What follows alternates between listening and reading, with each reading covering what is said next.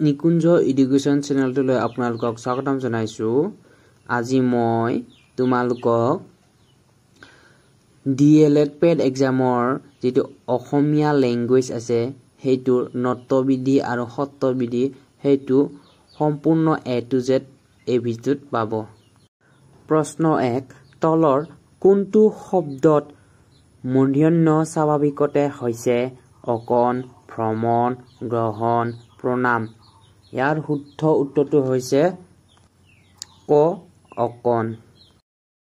প্ৰশ্ন 2 তলৰ শব্দবোৰৰ কোনটো মূৰ্ধন্য নবহে কুমাৰী, চাণক্য, ৰামায়ণ, আশ্ৰবণ। ইয়াৰ শুদ্ধ উত্তৰটো হৈছে কুমাৰণী। 3 নম্বৰ প্ৰশ্ন তলৰ কোনটো স্বাভাৱিকতে মূৰ্ধন্য হয় বিষম, বিখাত, পাষাণ, অভিশেষ। ইয়াৰ শুদ্ধ উত্তৰটো হৈছে পাষাণ।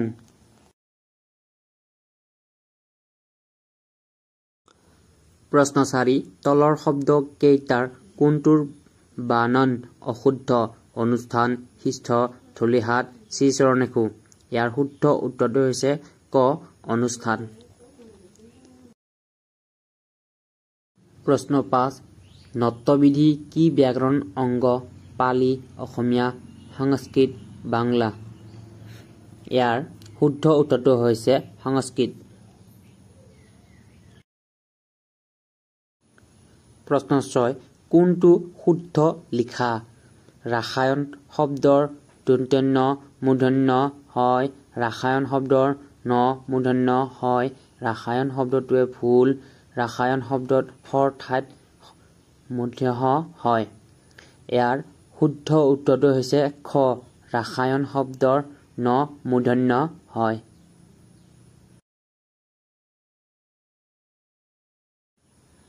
প্ৰশ্ন 7 তলৰ কোনটো শুদ্ধ প্ৰসাদ, বিষাদ, নিষাদ, নিষেধ।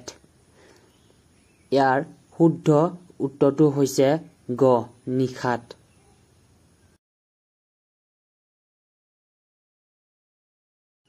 প্ৰশ্ন নম্বৰ 8 আশ্ৰবণ শব্দৰ মূৰ্ধন্য হোৱাৰ কাৰণ হ'ল দুটা ভিন ভিন শব্দ লগ হৈ এটা হোৱা বাবে, আম্ৰ শব্দৰ পাছত বন শব্দ থকাৰ বাবে, স্বাভাৱিকতে হোৱা মূৰ্ধন্য এটা প্ৰসিদ্ধ শব্দ হোৱা বাবে। ইয়াৰ শুদ্ধ উত্তৰটো হৈছে খ আম্ৰ শব্দৰ পাছত বন শব্দ থকাৰ বাবে।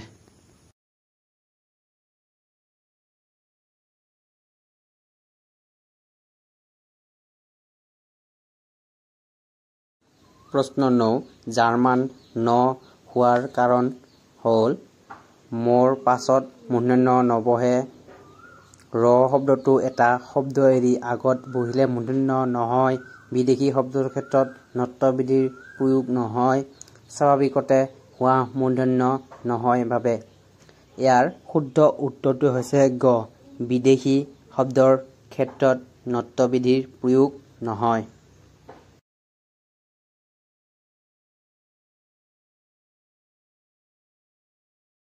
প্ৰশ্ন 10 তলত দিয়াবোৰৰ কোনটো শুদ্ধ শূৰ্পণখা, বাণিজ্য, ক্লিয়ান, কণ্টক। ইয়াৰ শুদ্ধ উত্তৰটো হৈছে খ কণ্টক।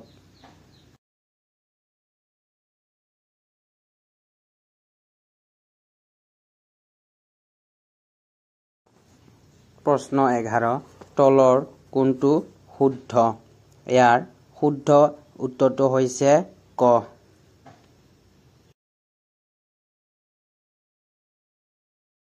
প্ৰশ্ন নম্বৰ 12 দুটা ভিন ভিন শব্দ গোট খাই এটা হ'লে তাৰ আগত ৰি ৰ মূৰ্ধন্য থাকিলে দন্ত্যন্য মূৰ্ধন্য নহয়।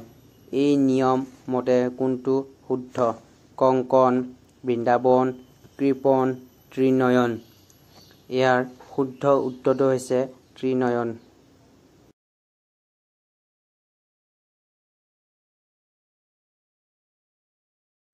প্ৰশ্ন নম্বৰ 13 দূৰ উপসৰ্গৰ বাহিৰে আন উপসৰ্গৰ ৰৰ পাছত থকা নম আৰু নি ধাতুৰ মূৰ্ধন্য হয়।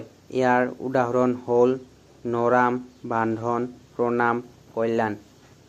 ইয়াৰ শুদ্ধ উত্তৰটো হৈছে প্ৰণাম।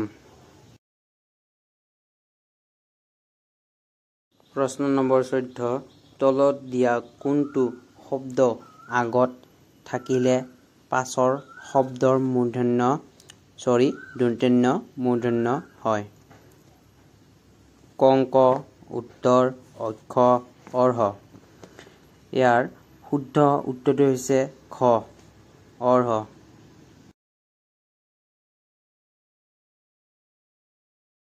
প্ৰশ্ন 15 তলৰ শুদ্ধ শব্দটো বাছি উলিওৱা। উত্তৰায়ণ, অক্ষৌহিণী, আশ্ৰবণ, শূৰ্পণখা। ইয়াৰ শুদ্ধ উত্তৰটো হৈছে ক, উত্তৰায়ণ। প্ৰশ্ন নম্বৰ 16 নট্যবিধি অনুসৰি তলৰ কোনটো শব্দ শুদ্ধ? দুৰ্নাম, ইউৰেনাছ, কণ্টক, বৰানী। ইয়াৰ শুদ্ধ উত্তৰটো হৈছে গ, কণ্টক।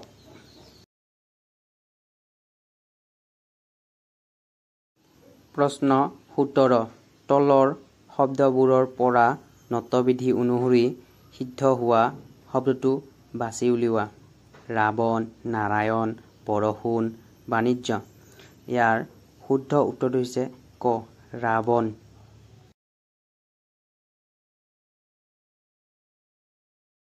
প্ৰশ্ন 18 তলৰ কোনটো শব্দ শুদ্ধ লিখা? পূৰ্বাহ্ল, পূৰ্বাহ, পৰাহু, ৰান্ধন। ইয়াৰ শুদ্ধ উত্তৰটো হৈছে ক, পূৰ্বাহ্ল। প্ৰশ্ন 19 তলৰ কোনটো শব্দ স্বভাৱতে মূৰ্ধন্য ব্যৱহাৰ হৈছে? চান্দায়ন, ব্ৰাহ্মণ, শোণিত, শূৰ্পণখা। ইয়াৰ শুদ্ধ উত্তৰটো হৈছে গ, শোণিত।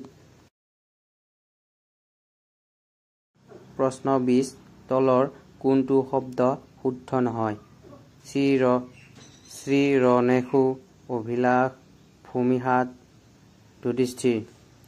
ইয়াৰ শুদ্ধ উত্তৰটো হৈছে গ, ভূমিচ্ছা। প্ৰশ্ন 21 নট্যবিধি অনুসৰি গঠন হোৱা শুদ্ধ শব্দটো তলৰ শব্দবোৰৰ পৰা বাছি উলিওৱা। ভূমিষ্ঠ, চাক্ষুষ, অনুষ্ঠান, পৰিষ্কাৰ। ইয়াৰ শুদ্ধ উত্তৰটো হৈছে পৰিষ্কাৰ। প্ৰশ্ন 22 তলৰ কোনটো শব্দ নট্যবিধি অনুসৰি শুদ্ধ? শ্ৰীৰনেষু, জিগীষা, মুমূৰ্ষু, অগ্নিস্নাত। ইয়াৰ শুদ্ধ উত্তৰটো হৈছে খ, জিগীষা। প্ৰশ্ন 23 তলৰ কোনটো শব্দ শুদ্ধ? বিষাদ, অভিষেক, অভিলাষ, নিষেধ। ইয়াৰ শুদ্ধ উত্তৰটো হৈছে গ, অভিলাষ। প্ৰশ্ন 24 তলৰ কোনটো শব্দ নট্যবিধি অনুসৰি অশুদ্ধ? হবিষ্য, অঙ্গুষ্ঠ, যুধিষ্ঠিৰ, প্ৰতিষ্ঠা। ইয়াৰ শুদ্ধ উত্তৰটো হৈছে খ, প্ৰতিষ্ঠা। তলৰ প্ৰশ্ন 25 তলৰ কোনটো শব্দৰ মূৰ্ধন্য স্বাভাৱিকতে মূৰ্ধন্য হয়? এইটো মূৰ্ধন্য হৈ আছে কিন্তু মূৰ্ধন্য হ'ব দেই। টাইপিং কৰোঁতে মিষ্টেক হ'ল। ইয়াৰ শুদ্ধ উত্তৰটো হৈছে গ, বিশেষণ। প্ৰশ্ন 26 তলৰ কোনটো শব্দ অশুদ্ধ শব্দ? ঔষধ, সৰাসনন, প্ৰদোষ।